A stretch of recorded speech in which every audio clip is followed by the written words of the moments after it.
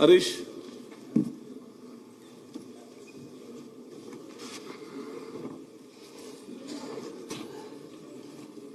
ಸಭಾಧ್ಯಕ್ಷರೇ, ಈ ದಿನ ತಾವು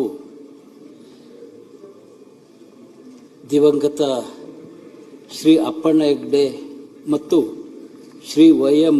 ವೀರಣ್ಣ ಇವರುಗಳ ನಿಧನದ ಸಂತಾಪ ಸೂಚನೆಯನ್ನು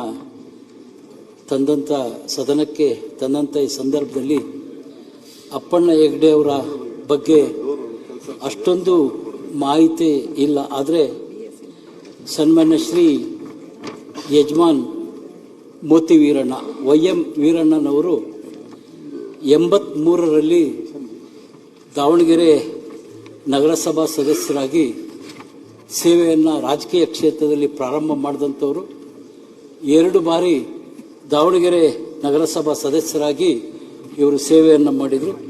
83ರಲ್ಲಿ ನಾನು ಕೂಡ ದಾವಣಗೆರೆ ನಗರಸಭಾ ಸದಸ್ಯನಾಗಿದ್ದಂಥ ಸಂದರ್ಭದಲ್ಲಿ ಅವರೊಡನೆ 5 ವರ್ಷಗಳ ಕಾಲ ದಾವಣಗೆರೆಯ ಅಭಿವೃದ್ಧಿಯಲ್ಲಿ ಅವರ ಜೊತೆ ಕೈ ಜೋಡಿಸ್ತಕ್ಕಂಥದ್ದು ಈ ಸಂದರ್ಭದಲ್ಲಿ ಜ್ಞಾಪಕಕ್ಕೆ ಬರ್ತಾ ಇದೆ. ತಾವು ತಿಳಿಸಿರೋ ಹಾಗೆ 1988ರಲ್ಲಿ ದಾವಣಗೆರೆ ವಿಧಾನಸಭಾ ಕ್ಷೇತ್ರದಿಂದ ವಿಧಾನಸಭೆಗೆ ಆಯ್ಕೆ ಆಗಿದ್ರು ಅಂತ ತಾವು ತಿಳಿಸಿದ್ದೀರಾ. ಆದರೆ ನನಗೆ ಮಾಹಿತಿ ಇರೋ ರೀತಿ 1989ರಲ್ಲಿ ವಿಧಾನಸಭೆ ಚುನಾವಣೆಯಲ್ಲಿ ಅವರು ದಾವಣಗೆರೆ ವಿಧಾನಸಭಾ ಕ್ಷೇತ್ರದ ಸದಸ್ಯರಾಗಿ ಸೇವೆಯನ್ನು ಮಾಡಿದರು.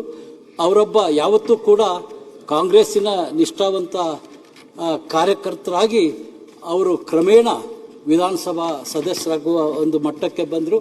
ಅವರಿಂದ ದಾವಣಗೆರೆಯ ಅನೇಕ ಅಭಿವೃದ್ಧಿ ಕಾರ್ಯಗಳು ಕೂಡ ನಡೆದಂಥ ಈ ಸಂದರ್ಭದಲ್ಲಿ ದಾವಣಗೆರೆ ಸದಾ ಯಜಮಾನ್ ಮೋತಿ ವೀರಣ್ಣ ಸ್ಮರಿಸ್ತದೆ ಅಂತಕ್ಕಂಥ ಮಾತನಾಡ್ತಾ ಇವತ್ತು ಅವರನ್ನು ನಾವು ಕಳೆದುಕೊಂಡಿದ್ದೀವಿ. ಅವರ ಮನೆತನಕ್ಕೆ ಮತ್ತು ಅವರ ಬಂಧುಗಳು, ಅವರ ಸ್ನೇಹಿತರಿಗೆ ಅವರ ಅಗಲಿಕೆಯಿಂದಾದಂಥ ನೋವನ್ನು ಭರಿಸುವ ಶಕ್ತಿ ಆ ಭಗವಂತ ನೀಡಲಿ, ಅವರ ಕುಟುಂಬಕ್ಕೆ ಒಳ್ಳೆಯದಾಗಲಿ ಅಂತೇಳಿ ಈ ಒಂದು ಸಂತಾಪ ಸೂಚಕವನ್ನು ನಾನು ಬೆಂಬಲಿಸಿ ನನ್ನ ಮಾತನ್ನು ಮುಗಿಸ್ತೇನೆ. ಧನ್ಯವಾದ.